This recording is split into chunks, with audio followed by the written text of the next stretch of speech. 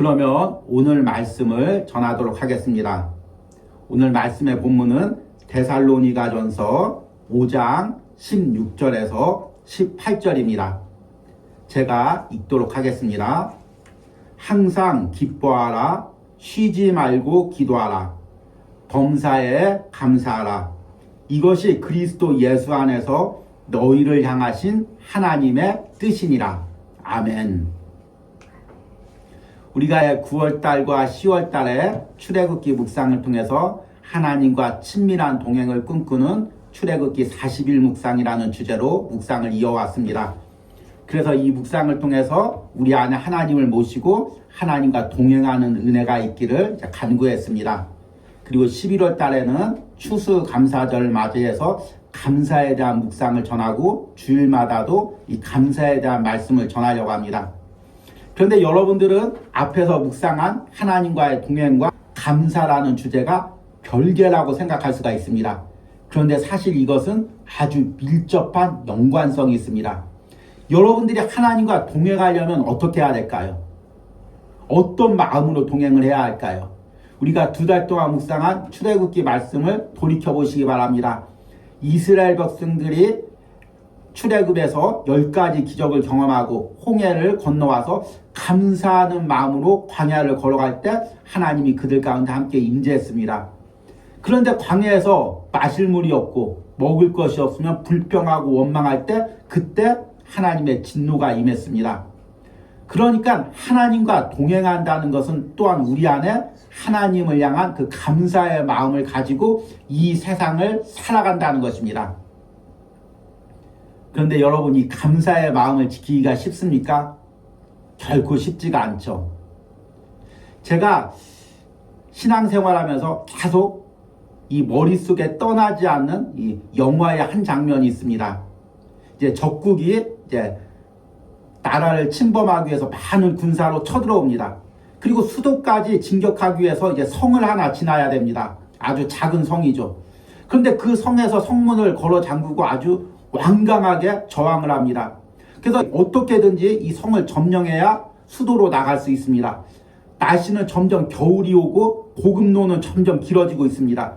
그리고 지원군이 이제 오고 있습니다. 그러니까 빠른 시간 안에 이 성을 함락시켜야 됩니다. 다행히 성은 작은 성이고 그 안에는 먹을 것이 떨어지고 기근과 질병이 들어가고 있습니다.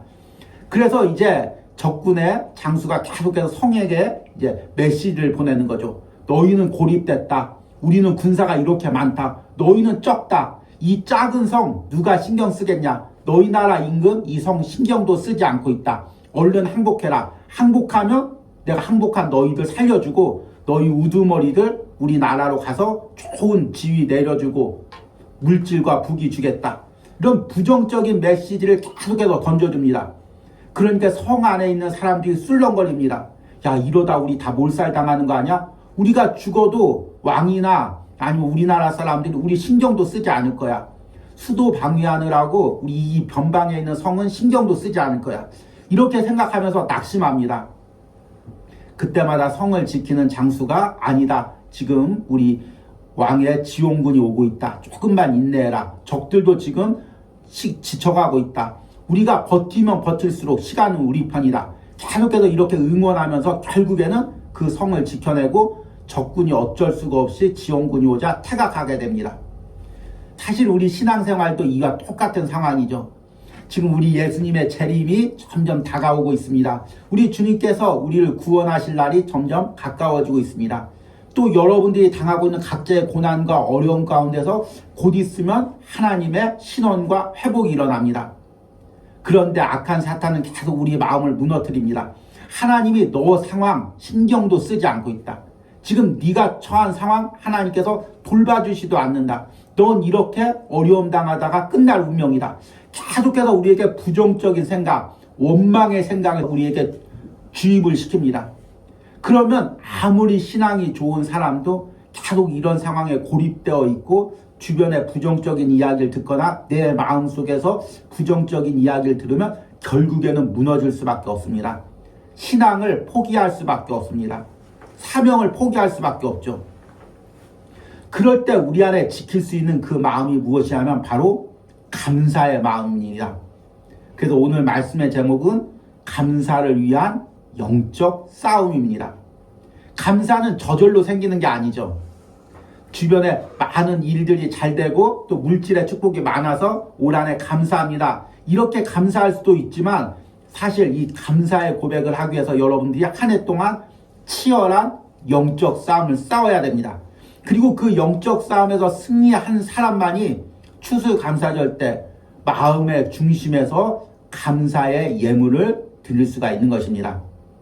이제 추수감사절까지 남은 기간이 얼마 안 되지만 저와 함께 이 감사를 위한 영적 싸움을 우리가 함께 싸워 가시길 바랍니다.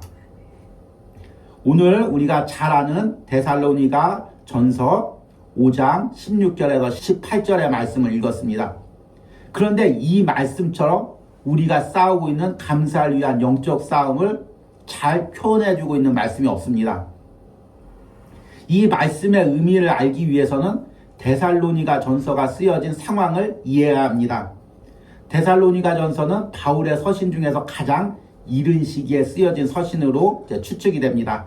AD 50년 정도에 쓰여졌습니다. 바울이 2차 전도 여행을 할 때죠.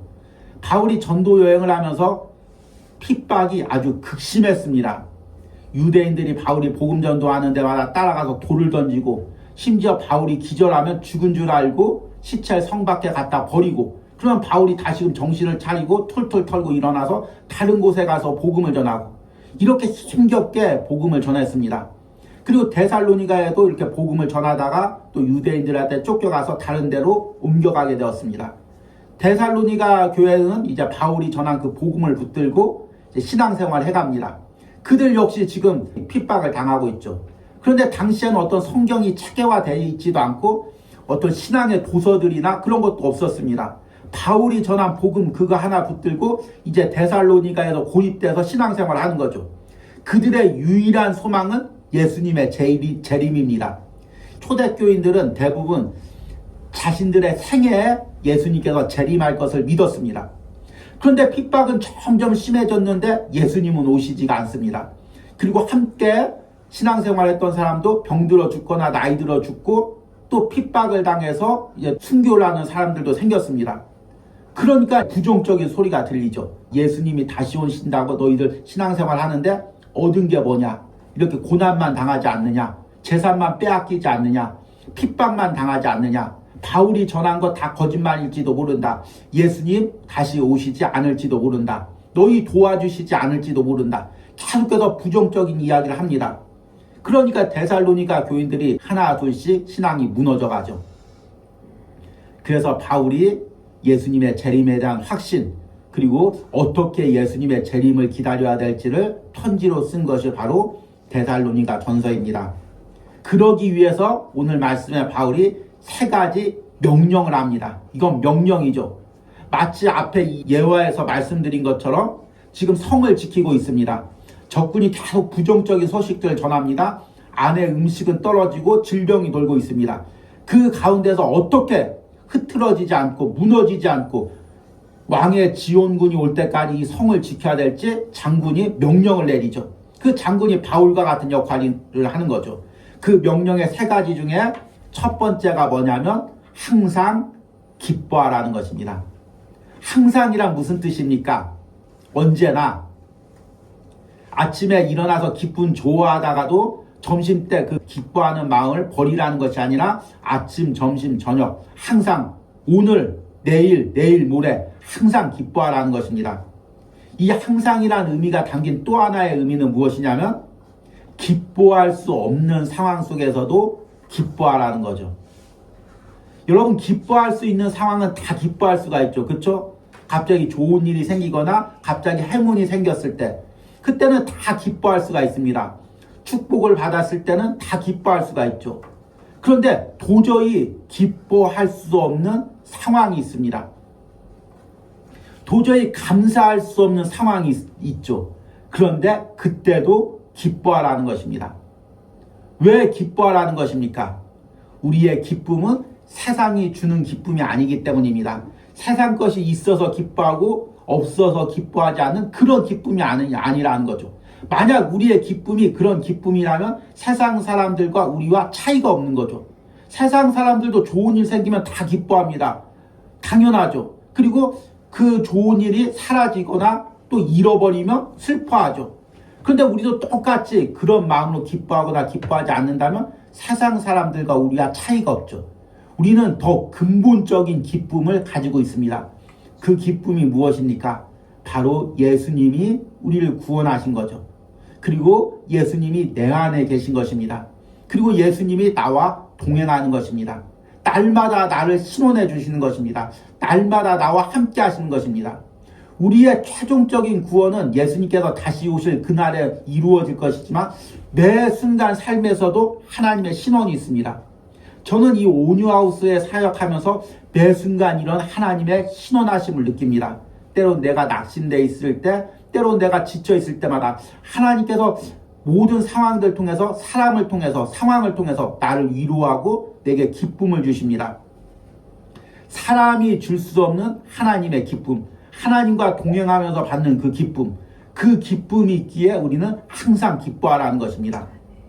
그리고 이 항상 기뻐하라는 또 의미 중에 하나는 무엇이냐면 하나님의 시선으로 모든 상황을 보라는 것입니다.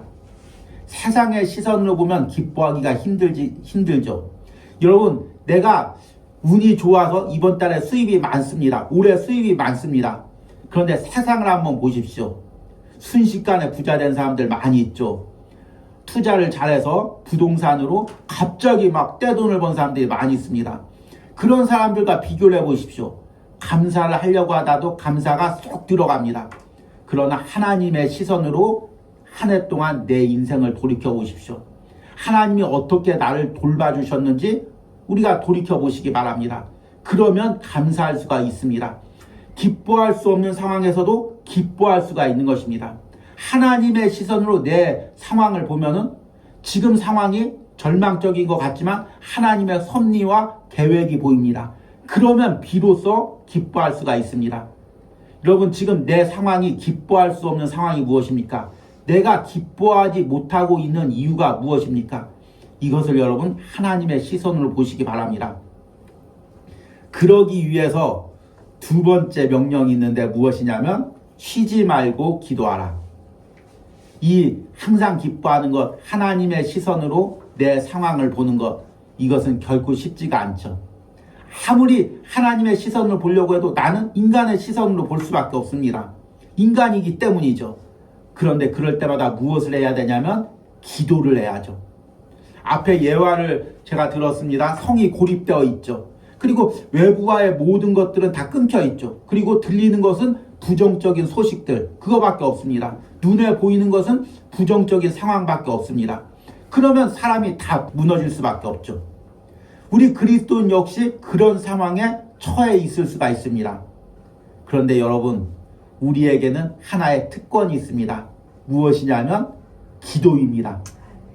기도라면 여러분들이 어떤 상황에 고립되어 있든 어떤 어려운 상황에 처해 있든 하나님과 연결될 수가 있습니다. 하나님께 내 사정을 아뢰 수가 있습니다. 그리고 하나님의 위로와 또 하나님의 그 소망의 말씀을 들을 수가 있습니다. 그러면 견딜 수가 있는 거죠. 그러면 버틸 수가 있는 거죠. 어떤 외부에 고립된 상황 속에서 우리는 하나님과 영적인 교제를 누릴 수가 있습니다. 그러면 우리는 항상 기뻐하고 감사할 수가 있는 것입니다. 그러기에 여러분, 기뻐하고 감사하는 것은 저절로 되는 것이 아니라 꼭 기도가 이루어져야 됩니다. 기도가 병행돼야 되죠. 기도 안 하고 기뻐하는 건 세상적인 기쁨이죠. 세상적인 것이 생겼기 때문에 기뻐하는 것이고, 기뻐할 수 없는 상황에서도 기뻐하는 것, 감사할 수도 없는 상황에서 감사하는 것, 이것은 기도로만 가능한 것입니다. 그러게 여러분, 이 추수감사절 앞두고 여러분들이 내 안에서 정말 감사의 예물을 드리고 싶다면 여러분 기도해야 됩니다. 계속해서 하나님과 영적인 교제를 이루어야 합니다. 그래야만이 여러분들이 감사의 예물을 드릴 수가 있습니다. 이 기도하라는 말 앞에 무엇이 붙냐면 쉬지 말고 기도하라. 이 말은 이제 계속 기도하라는 의미겠죠. 그런데 사실 이 말은 더 깊은 의미를 담고 있죠. 이 쉬지 말고라는 단어가 헬라어에는 아리알레이토스라는 단어입니다.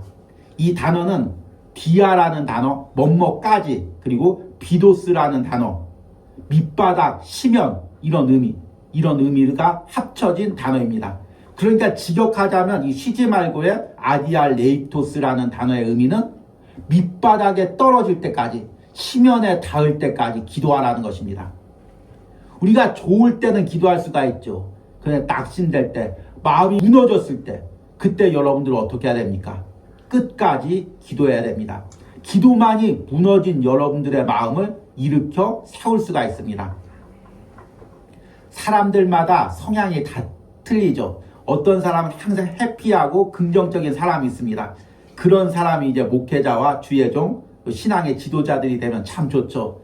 근데 참 저는 안타깝게 제 자신이 그렇게 항상 해피한 스타일은 아니죠. 항상 좀 고뇌하는 스타일이고, 모든 걸 심각하게 받아들이는 스타일이고, 또 무엇을 이제 깊게 보는 그런 스타일입니다. 또 이런 것 재능이 있기 때문에 또 말씀을 깊게 보고 또 묵상을 깊게 하는 은혜가 있습니다.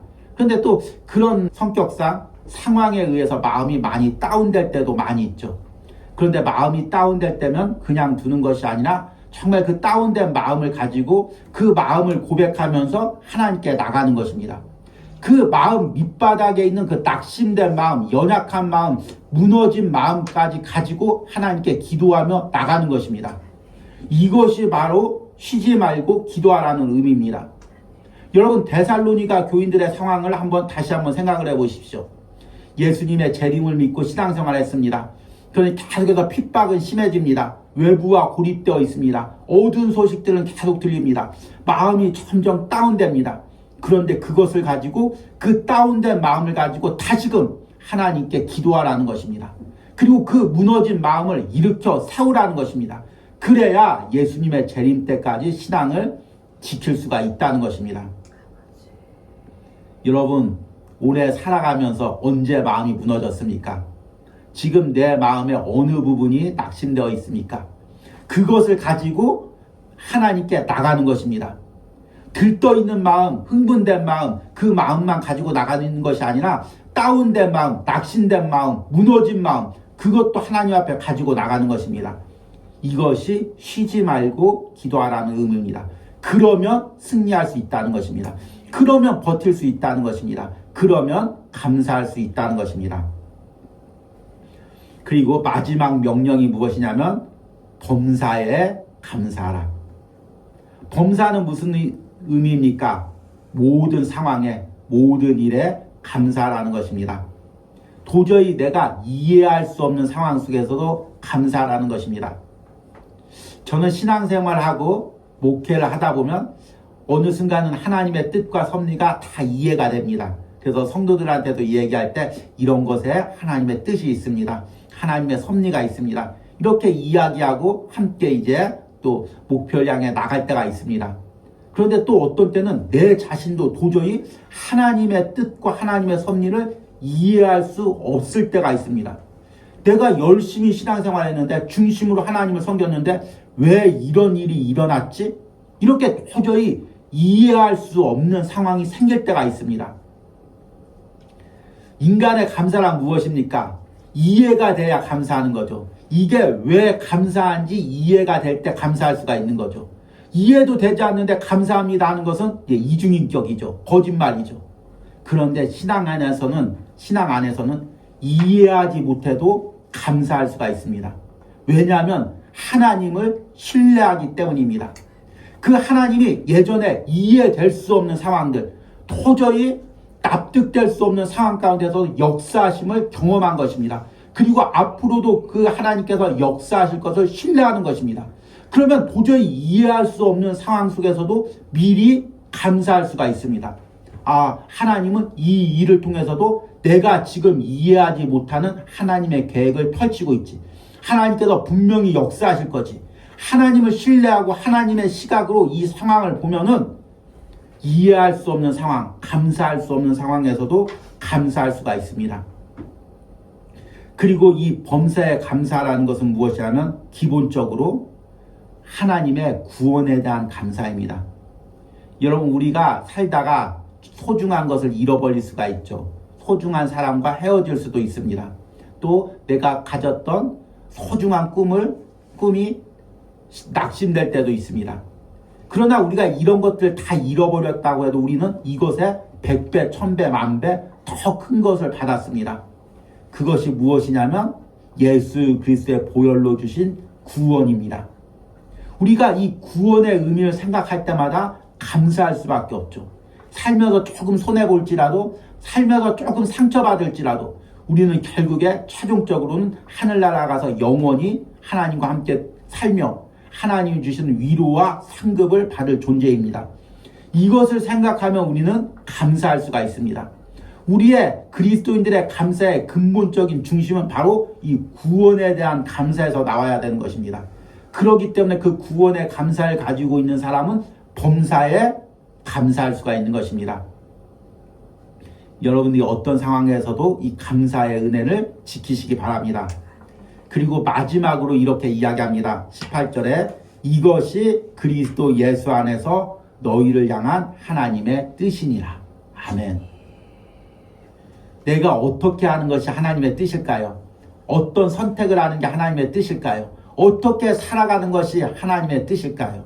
바로 오늘 말씀입니다. 항상 기뻐하고 쉬지 말고 기도하고 범사에 감사하는 것. 이것이 예수님이 예수 그리스도를 통해서 우리를 구원하신 하나님의 뜻이라는 것입니다. 여러분들이 그 뜻을 이루어 가시길 바랍니다. 이제 말씀을 끝맺으면서 이 시대 속에서 감사를 한다는 것이 어떤 의미인지에 대해서 잠깐 묵상을 해보려고 합니다. 여러분, 감사하기가 참 힘들죠. 그런데 이 시대처럼 감사하기가 힘든 시대가 또 있을까? 저는 이런 생각을 해봅니다. 참 우리는 역사적으로 전례가 없는 인터넷 또 여러 가지 통신수단의 발전 시대를 살고 있습니다. 미디어의 발전 시대를 살고 있죠. 그래서 남들의 모든 상황이 실시간으로 중계됩니다. 그러니까 인터넷만 틀면 아니 핸드폰만 보면은 계속해서 남들이 잘 사는 것, 성공하는 것 이렇게 해서 이렇게 벌었습니다. 올해 이만큼 수익 냈습니다. 아니면 뭐 어디 투자해서 이만큼 벌었습니다. 또 화려하게 연예인들처럼 차려입고 해외여행 가서 이렇게 즐겼습니다. 이런 영상들이 계속해서 나옵니다. 그때마다 내 상황과 비교하면 우리 마음이 낙심되죠.